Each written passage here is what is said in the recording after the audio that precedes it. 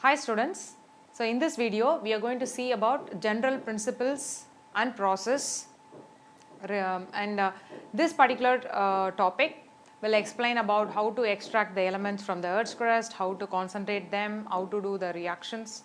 So let us see, right? So first let us see the terminologies.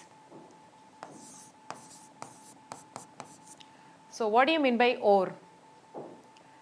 The element to be extracted will be in more percentage, then it is called ore. The element to be extracted when it is in lesser percentage, it is called minerals. Okay, the element to be extracted will be in more percentage.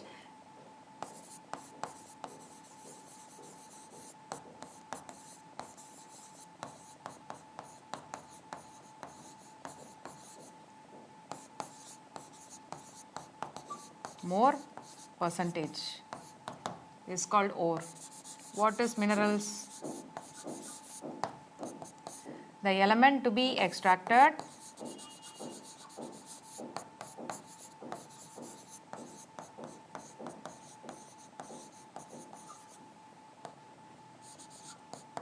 will be in less percentage. So ore, the element to be extracted is in more percentage is called element, with less percentage is called minerals. For example, if you take aluminium, the ore is bauxite,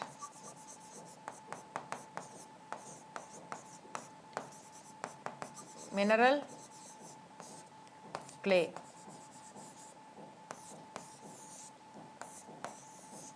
Okay, if you take aluminium, the ore is bauxite and mineral will be clay, because aluminium will be say 50% approximately, so here it will be like 60%. The element to be extracted, if it is in more percentage, it is called ore, when less percentage is called minerals. Is that okay? Understood? Yes. So now let us see the next one. So next we are going to see what is gang or matrix. Gang or matrix. So what is gang or matrix? So gang or matrix is nothing but impurities, or I can say lighter impurities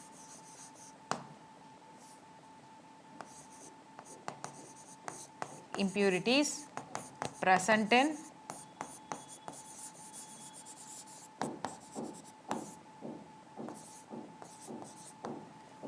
so the lighter impurities present in the ore is nothing but gang or matrix. Very simple. In day-to-day life, you are going to get a spinach or any vegetable. First thing what we do, we wash it, right? So it may contain some mud particles. So if you wash it, all those mud particles will go, right? The same way here. So first thing what we should do, we have to remove the lighter impurities which is present in the ore is nothing but gang or matrix. Next, what is slag? Insoluble impurities formed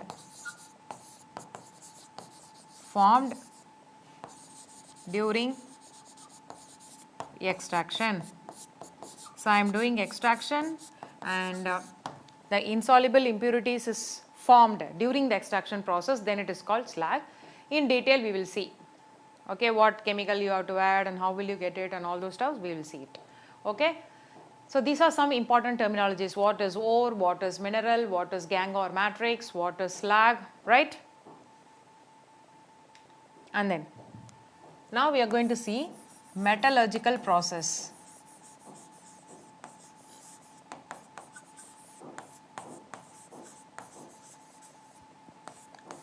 So the first thing is powdering the ore. The ore will be like big rocks, no? The first thing what you should do, powder the ore. Next step what we should do? We should do something called concentration. So what is concentration meaning? Removing lighter impurities. Removing lighter impurities present in the ore. That is concentration. Next step is extraction. So we are going to do extraction process. So after extraction, you will do something called reduction, and after reduction, finally purification.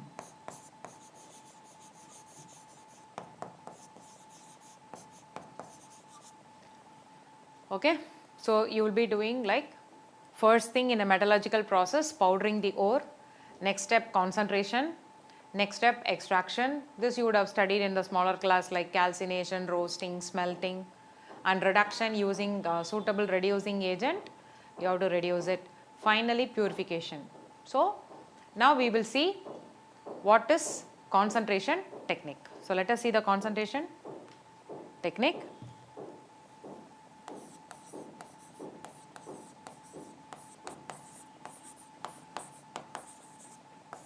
So what are the process involved in concentration? So let us see. The first thing what you will do is hydraulic. Not all the ores can be used, okay? Hydraulic washing. Next one, froth flotation.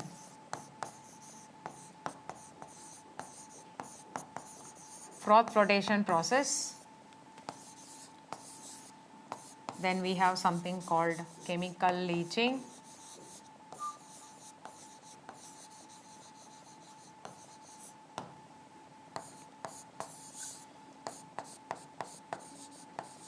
Magnetic separation.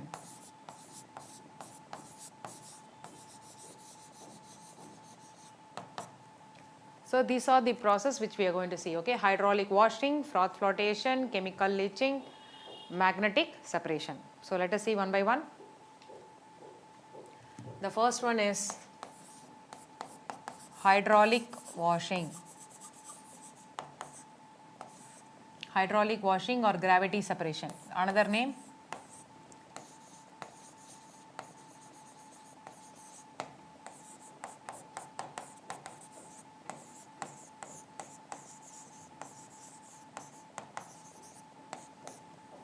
Hydraulic washing or gravity separation.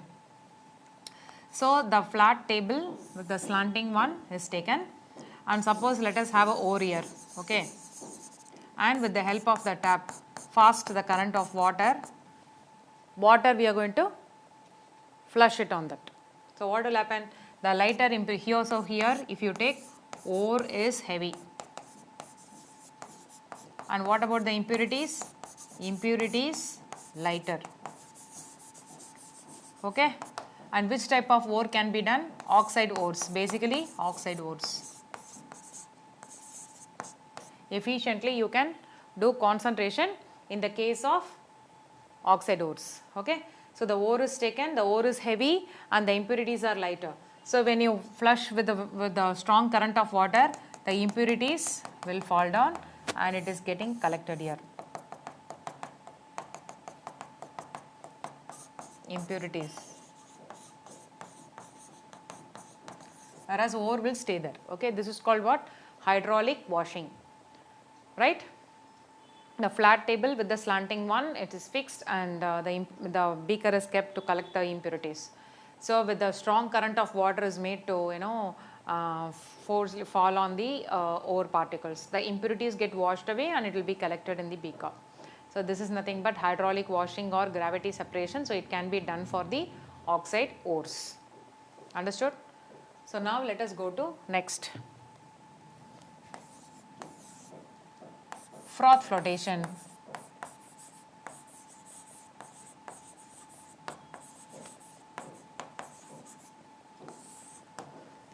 So froth flotation technique. So in this sulfide ores can be done, only sulfide ores. Sulfide ores, okay. So here the big beaker is taken, in which what are the things you are going to add? Ore plus pine oil plus water. So add everything and we are going to keep a piston, okay, and you are going to agitate them very fast. And we also add some xanthates or chrysols.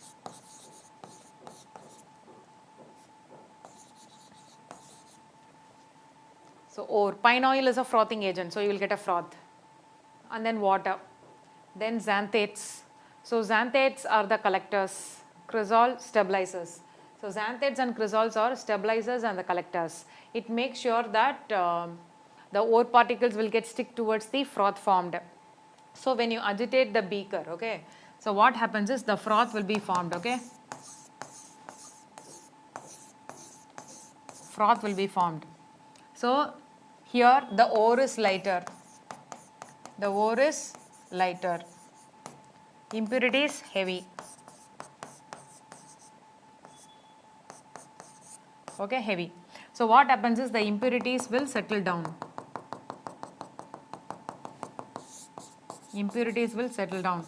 Whereas in this froth, what is there? In that froth, all the sulfide particles, sulfide ores will get stick towards the froth. You can skim off that froth and dry it. You will get the ore particles. So impurities, heavier impurities, what will happen? It will settle down at the bottom of the beaker. Got it? So this is nothing but what? Froth flotation. Once again I will repeat, in a beaker you should take the ore, pine oil, water, xanthates, chrysols and then agitate with the piston. So when they agitate with the piston, what happens? The froth is formed. And the xanthates and chrysols make sure that all the ore particles will stick towards the froth and the impurities will settle down. So this process is froth flotation. Suppose I have say 2 sulfide ores. Suppose I have 2 sulfide ores, say zinc sulfide and PBS. I want only this, okay. This is name is galena, you know, no? And this is cinnabar.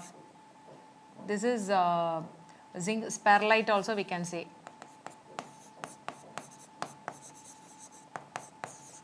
Okay. Zinc blend or sperlite. So if these sulfide ores are there, so I don't want ZNS, but I want only PBS to be continued with this concentration process. So but if you undergo this process, both are sulfide ores only, no. So I don't want one of the interfering sulfide, I don't want. So what I can do is I can add something called depressants. Okay. What are depressants? Depressants are nothing but which will make sure that the interfering compound to be suppressed. Okay. So example NaCN. So what this NaCN will do? It will react with the zinc sulfide and convert them into the insoluble substance and complex. So it will settle down, whereas the PBS is available for the froth flotation technique. So this is nothing but what? Froth flotation, and depressants are used to convert one of the interfering substance to the precipitate. Okay, understood this process? Yes. So now we will go to magnetic separation. We will go to something called magnetic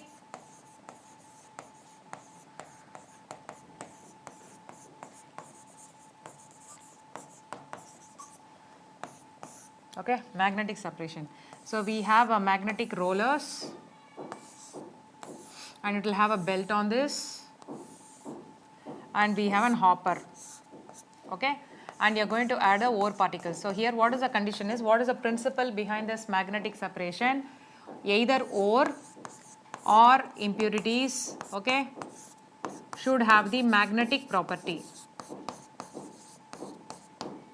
Either ore or impurities should have a magnetic property, then we can go for this technique.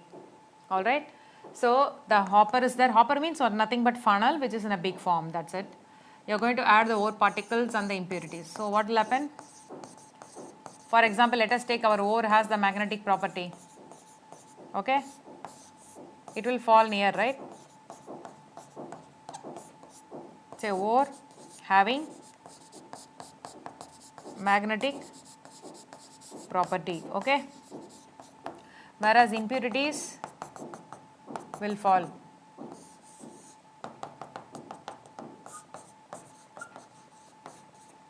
Okay, which is non-magnetic, okay, but it can be anything, but I am just taking one example. Okay, this is nothing but magnetic separation. So 2 magnetic rollers are taken, in which on that the belt will be there, and with the help of the hopper we are going to pour the ore particles. The ore particles will travel and when it comes to the end, what happens? Whichever is having the magnetic property will fall near, and whichever is having the non-magnetic property will be thrown away. So we can collect both separately. Okay. So this is nothing but what? This is nothing but magnetic separation. Okay. So the next we are going to see is leaching. Okay. Leaching. Now I am going to explain only the normal leaching. In the next video I will be explaining in detail for gold and the silver extraction. Okay, right. So in this leaching method, it's called chemical leaching. So what do you mean by chemical leaching is you will add chemicals. Okay, you will add chemicals, and what you do is you will convert one of the, for example, in the bauxite. Okay, for the example I am going to take the bauxite ore, which is nothing but Al2O3.2H2O. Okay, I'll just give you an idea. So you're going to add, say, alkali. Okay, ma'am. So you're going to add an alkali to this. So it will get converted to sodium metaaluminate, right? Okay. Then sodium metaaluminate is made to react with water.